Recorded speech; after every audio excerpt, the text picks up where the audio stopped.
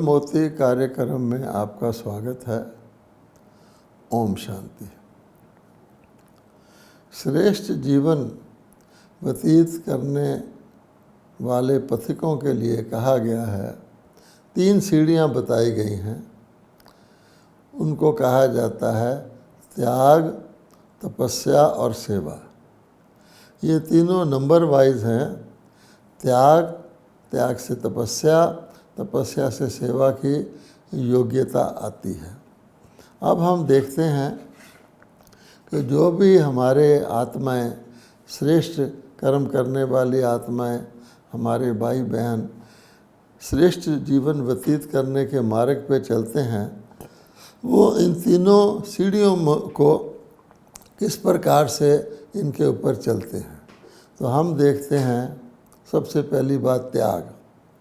तो जो व्यक्ति कुछ श्रेष्ठ करना चाहता है तो उसको साधारणता का तो त्याग करना पड़ता है। साधारणता और विशेषता इकट्ठे नहीं रह सकते।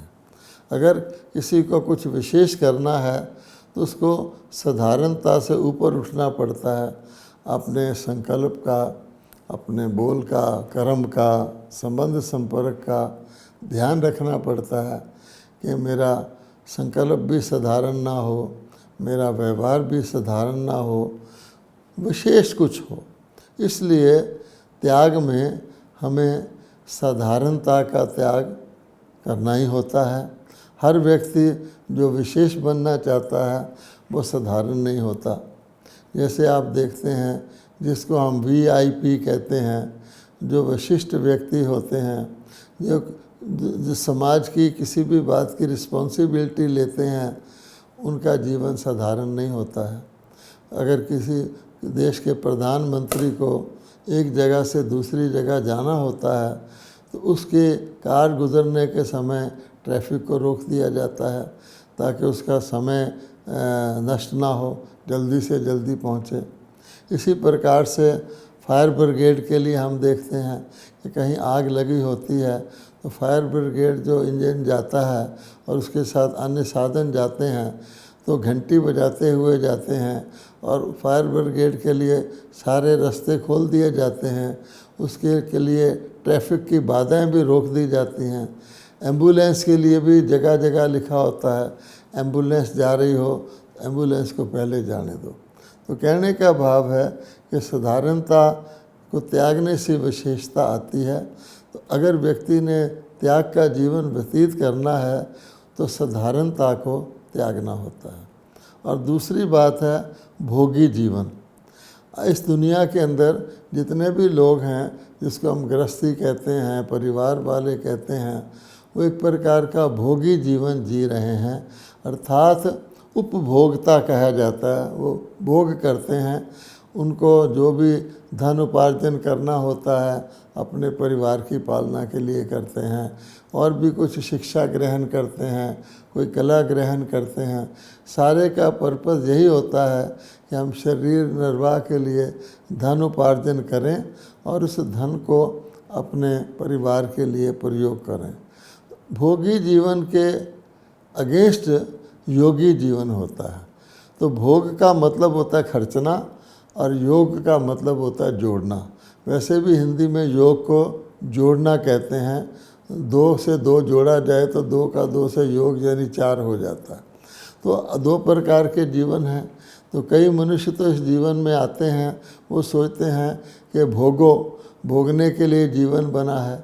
जैसे कि गीता के 16वां अध्याय में लिखा हुआ है, आसुरी संपदा का लक्षण है। वो कहते हैं बस भोग ही तो जीवन है, इसी का आनंद ही तो आनंद है। और दूसरे जो होते हैं दैवी संपदा, उसके लिए कहा जाता है, वो कहते हैं नहीं, योगी जीवन ही जीवन है, आनंद दोनों तरफ होता है।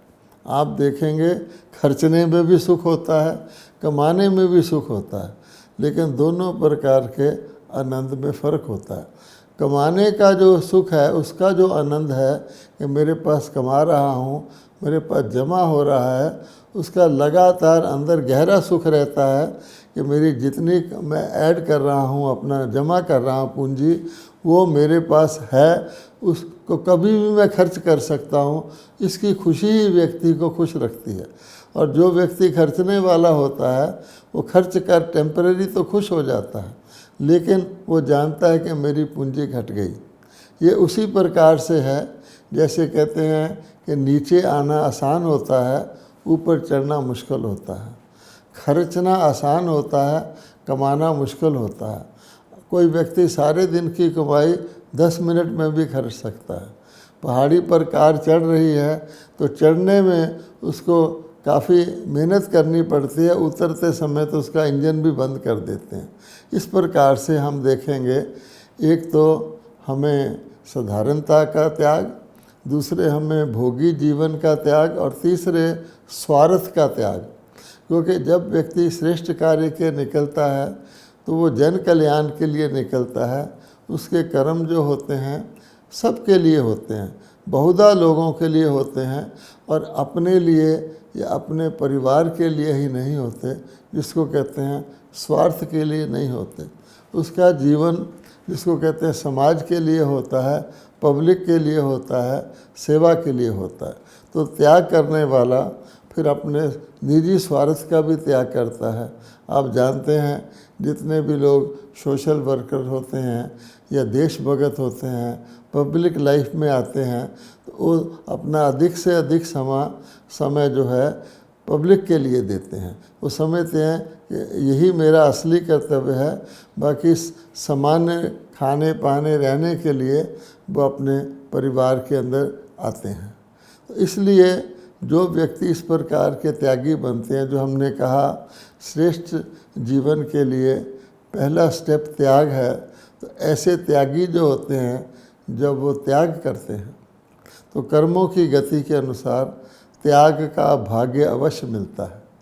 जो भी व्यक्ति त्याग करता है उसको जिन साधनों का वो त्याग करता है वो उन्हें भरपूर मात्रा में मिलते हैं। जैसे कहावत है कि अगर आप अपने साए को, शैडो को चेस करेंगे, साए के पीछे भागेंगे तो साया आपके आगे आगे ही रहेगा, लेकिन जो ही हम अपने साए की तरफ पीठ कर लेते हैं तो साया आपके पीछे पीछे भागता है। तो त्याग का भाग्य अवश्य मिलता है।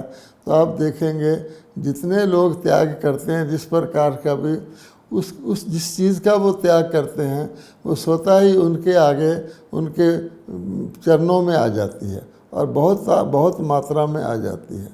अब अगला स्टेप जो है तपस्या का है। अब हम देखते हैं कि त्याग का भाग्य तो अवश्य मिलता है। हर एक व्यक्ति को इस बात का अनुभव है जो भी त्यागी है। मान लीजिए कोई व्यक्ति सन्यासी भी बन जाता है तो हम देखते हैं वो घर बार का त्याग करता है टेम्परेरीली, तो उसको गृहस्थी लोग खुशी खुशी उसको भोजन पर बुलाते हैं, उसको वस्त्र दान देते हैं पहनने के लिए, उसका सम्मान करते हैं क्योंकि उसने त्याग किया है। अब त्याग का जब भाग्य मिलता है तो कई व्यक्ति पहली सीढ़ी तो क्रॉस कर जाते हैं, त्याग का भाग्य पा लेते हैं, लेकिन उस भाग्य को फिर वो भोगना शुरू कर देते हैं, तो वहीं रुक जाते हैं। अगर त्याग के भाग्य का भी त्याग कर दें तब हम आगे बढ़ते हैं। जैसे कोई बिजनेसमैन होता है, उसको बिजनेस करने से प्रॉफिट अवश्य होता है। अगर उस प्रॉफिट को वो खर्च लेता है तो फिर उसका मूल पूंजी उतनी ही रहती है। लेकिन समझदार बिजनेसमैन क्या करते हैं कि उस प्रॉफिट में भी थोड़ा सा खर्चा निकाल के उसको भी बिजनेस में लगा देते हैं।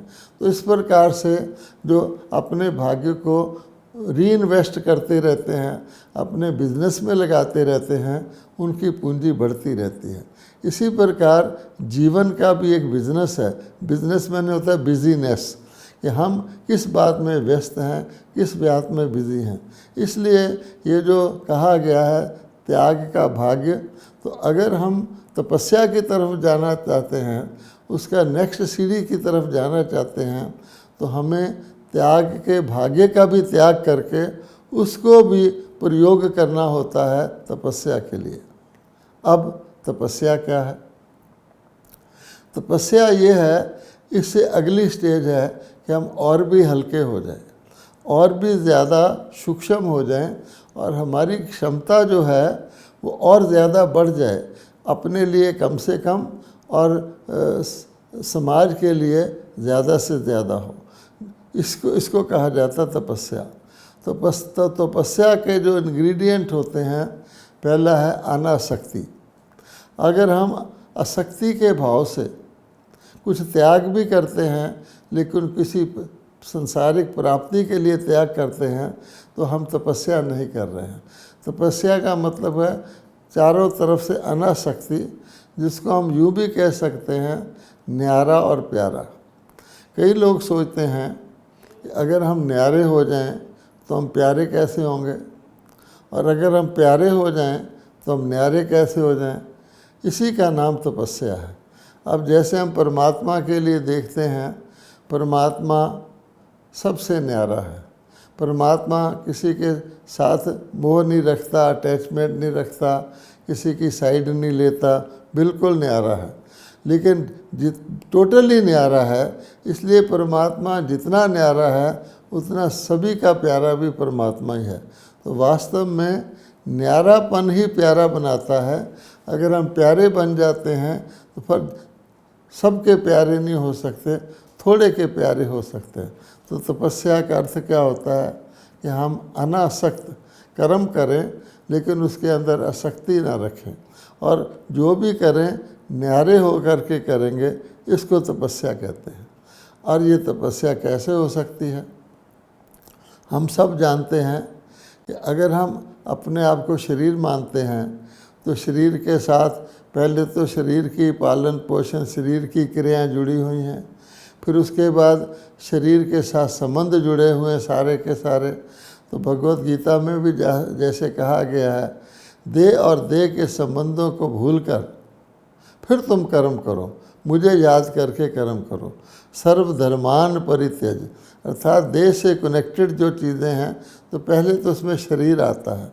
तो पहली बात तपस्या के लिए है कि हम अशरीरी बन करके कर्म करें।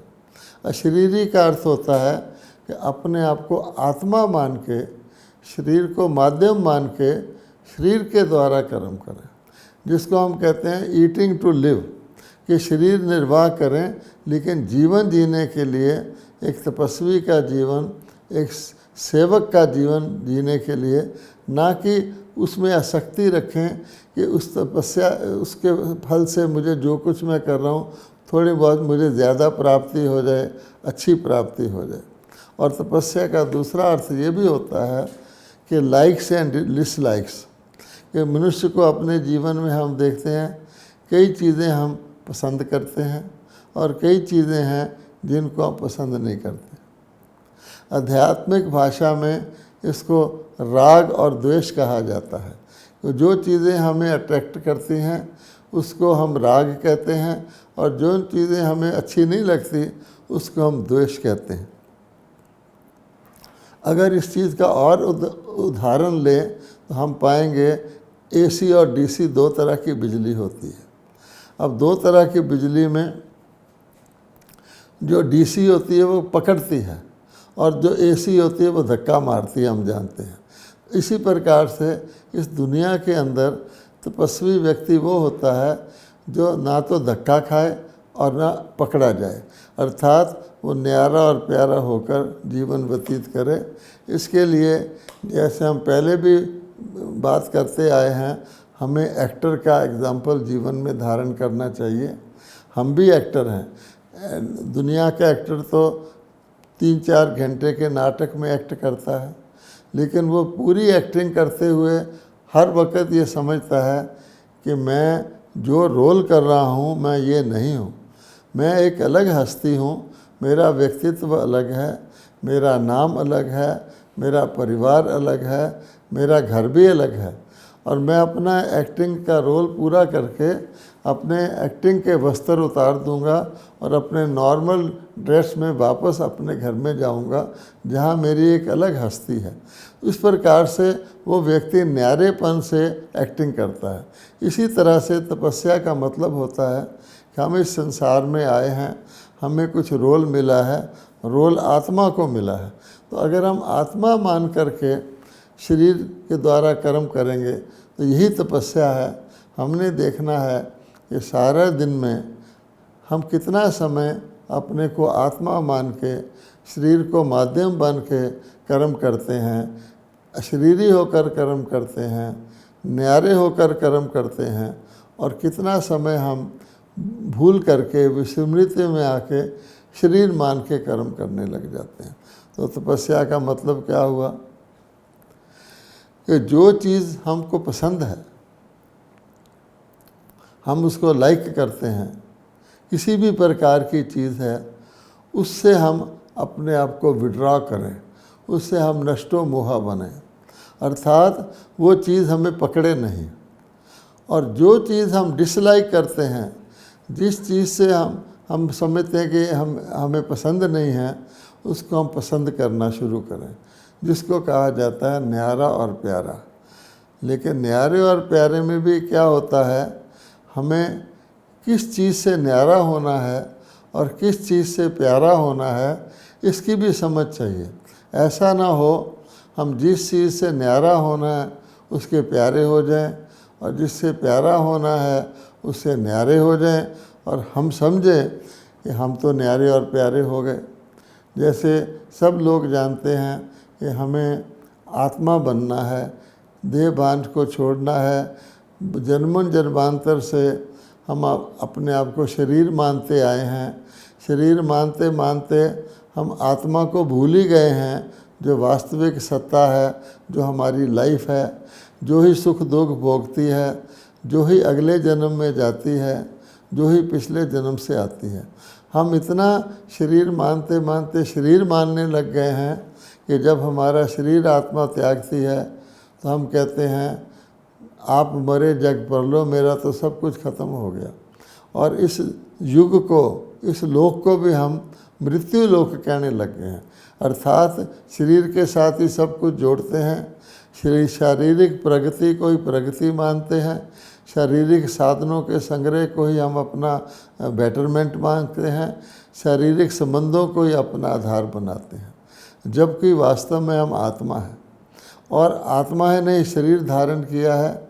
अगर आत्मा बेहतर हो जाएगी तो नेचुरली उसको अगला जन्म भी बेहतर मिलेगा, और इस जन्म में भी ऑटोमेटिकली उसके अंदर साधारणता, उसके अंदर स्वच्छता आ जाएगी। इसी जन्म में भी हम देखते हैं जो लोग अपनी जीवन शैली बदलते हैं। तो तपस्या के अंदर ये सब कुछ आ जाता है, कहाँ हमें न्यारा बनना है, कहाँ हमें प्यारा बनना है। तो जहाँ हम प्यारे हैं वहाँ से हमको न्यारा बनना है, जहाँ हम न्यारे हैं वहाँ हमको प्यारा बनना है। इसका भाव अर्थ ये है, अगर हम अपने अंदर प्रेम स्वरूप बनना चाहते हैं, तपस्या का अर्थ है कि मैं प्रेम स्वरूप बन जाऊं, तो प्रेम स्वरूप में मैं गौर से देखूंगा तो कई लोगों के साथ मेरा ज़्यादा प्रेम है, जिसको मैं मोह कह देता हूं, और कई लोगों के साथ प्रेम ना होने के बदले में मेरे अंदर उनके लिए घृणा है, उनके लिए भेदभाव है, उनके लिए वैर है, उनके लिए बदले की भावना है।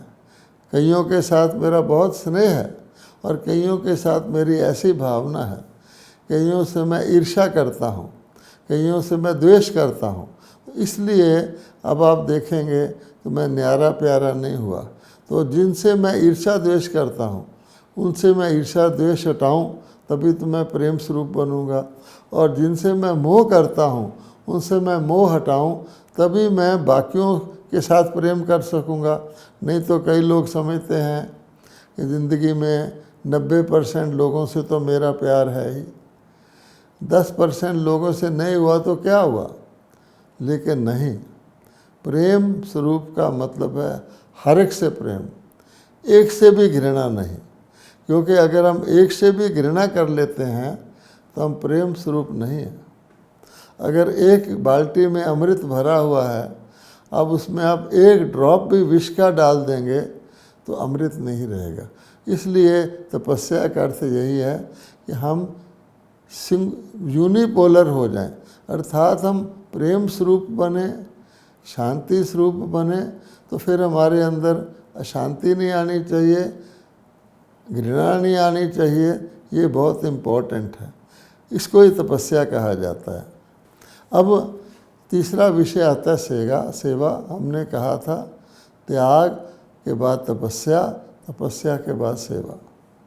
लेकिन सेवा का तुरंत मेवा मिलता है।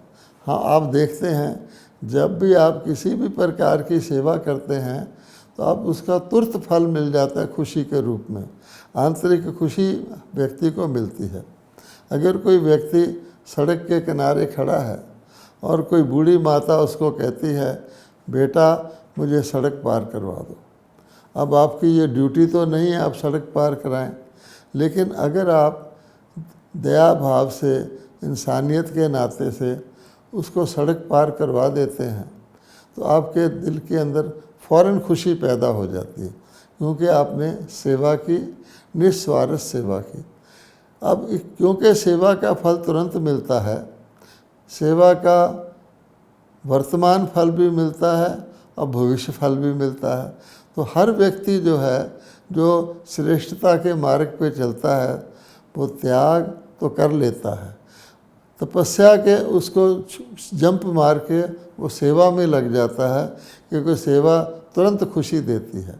लेकिन जैसे हमने आपको कहा कि अगर हम स्टेप बाय स्टेप नहीं चलेंगे, त्याग के बाद हमने तपस्या नहीं की तो हमारी सेवा जो है इमीडिएटली तो अच्छी लगती है, सेवा का फल भी मिलता है, लेकिन वो सेवा जो होगी निर्विघ्न नहीं होगी। क्योंकि सबसे पहले कि हम सेवा वो करें जो सबकी हो, जो सबके लिए हो। अगर हम कुछ के लिए सेवा करते हैं तो वो सेवा नहीं कहलाती। मान लीजिए आपके पास एक बाल्टी पानी है, आप कहेंगे एक बाल्टी पानी मैं किस किस को पिलाऊंगा, थोड़े लोगों को ही तो पिलाऊंगा ना, और जो मेरे नज़दीक होंगे उनको मैं पिलाऊंगा। एक कहावत भी चली आती है, चैरिटी बिगिंस एट होम, अंधा बांटे रेवड़ी मुड़ मुड़ अपनों को दे, ऐसे कहा जाता है। लेकिन नहीं, अगर आप एक वृक्ष है और वृक्ष को आप पानी देना चाहते हैं, आपके पास एक ही बाल्टी पानी है, सारे वृक्ष को देना चाहते हैं, तो आप क्या करते हैं?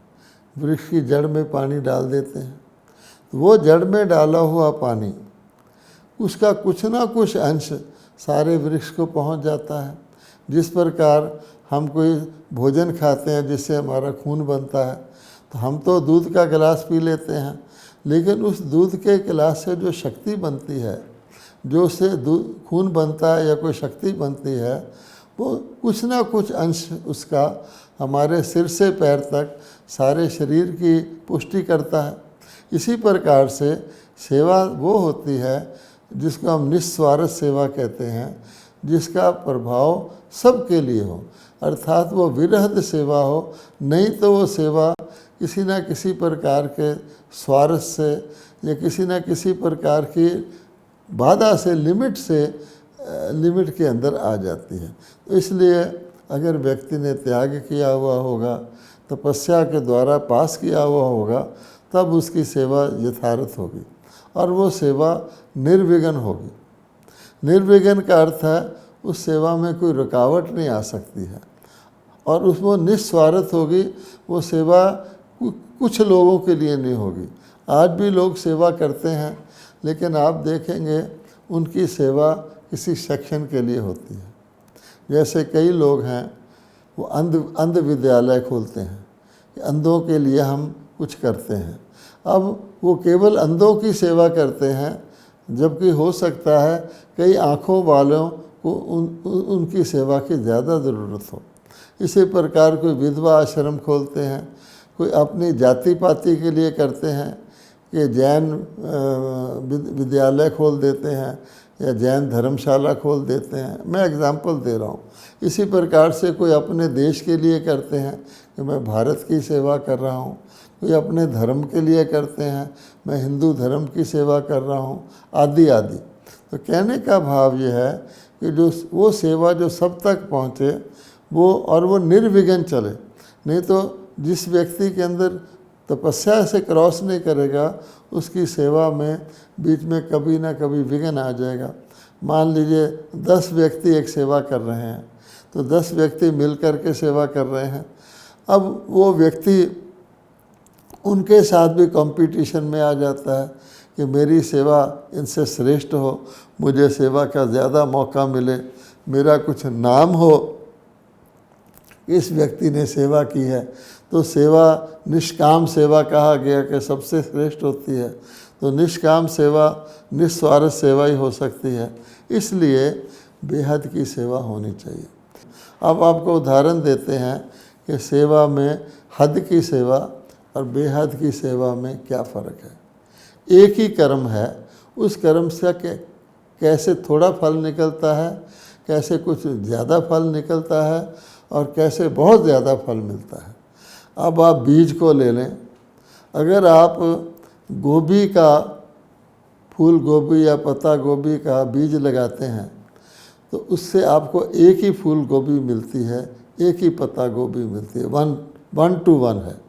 कर्म तो वही किया, लेकिन फल क्या मिला? एक फल मिला। इसकी बजाय अगर आप मटर बोते हैं तो आप देखेंगे मटर का दाना बोने से मटर का जो पौधा निकलता है उसमें बहुत सारी मटर की फलियां निकलती हैं और एक का अनेक गुना उसकी प्राप्ति होती है। फिर भी मटर सीजनल होता है, मटर का जब सीज़न आता है तभी मटर का बीज बोया जाता है और उससे अनेक फलियां निकलती हैं। लेकिन अगर आप मान लीजिए सेब का बीज लगाते हैं या आम का बीज लगाते हैं, लगाते तो एक ही बार है, उस सेब या आम के बीज से वर्षों तक आपको सेब मिलते रहते हैं, आम मिलते रहते हैं। तो कहने का भाव क्या हुआ? कर्म तो एक ही किया, उसका लिमिटेड फल मिला, उसका बीच वाला फल मिला और उसका अथाह फल मिला। इसलिए कहा जाता है कि जो बिल्कुल निर्विघ्न सेवा होती है, निष्काम सेवा होती है, वो विरहद होती है। सूर्य सेवा करता है तो सारे विश्व की सेवा करता है, सागर सेवा करता है तो सारे विश्व की सेवा करता है। परमात्मा को सभी याद करते हैं। अगर हम उससे शिक्षा लें तो हमें अपने आप को बेहद की सेवा में रखना चाहिए। और ये तभी हो सकता है अगर हम अपने जीवन में केवल सेवा को ही एम एंड ऑब्जेक्ट ना बना लें, अपना लक्ष्य और उद्देश्य ना बना लें, सेवा के साथ साथ स्वयं की उन्नति का भी ध्यान रखें, अर्थात स्वयं के त्याग का, स्वयं की तपस्या की ओर भी ध्यान रखें, ताकि इन दोनों के त्याग और तपस्या के साथ जो स्वोन्नति होती है उससे जो सेवा होती है वो बैलेंस्ड सेवा होती है। तो स्व और सेवा का अगर हम बैलेंस रखते हैं तो हमें ब्लिस मिलता है। ब्लिस अर्थात जो अति इंद्रिय सुख होता है, कोई बाहर की कोई प्राप्ति नहीं है, लेकिन अंदर की एक खुशी होती है। जो असली सेवाधारी होता है उसका कोई स्वार्थ नहीं होता, वह कुछ भोगता नहीं है, लेकिन उसे एक आंतरिक संतोष और खुशी प्राप्त होती है। अब परमात्मा को ही ले लीजिए, परमपिता परमात्मा को सब याद करते हैं। परमात्मा जब उनको फल देते हैं तो परमात्मा उसमें से कुछ लेते नहीं हैं। परमात्मा को तो शरीर भी नहीं है, लेकिन परमात्मा को बहुत आंतरिक खुशी होती है कोई बच्चे उसके मार्ग पर चलते हैं। इसलिए हम कहते हैं इन सब चीज़ों को जो हमने सुनी है आज, इनको सोचते हुए हमें उस प्रकार की सेवा के लिए, उस प्रकार के त्याग और तपस्या के लिए जो विरहद त्याग हो, विरहद तपस्या हो, बेहद की सेवा हो, हमें परमात्मा के साथ अपना बुद्धि योग रखना चाहिए, परमात्मा को याद करना चाहिए, क्योंकि परमात्मा सचमुच सारे विश्व का पिता है, सारे विश्व का कल्याण करता है, किसी से घृणा नहीं करता। तो परमात्मा के साथ बुद्धि योग लगाने से हमारा त्याग, तपस्या और सेवा सात्विक, बेहद का, सच्चे और सर्व के लिए हो जाएंगे। ओम शांति।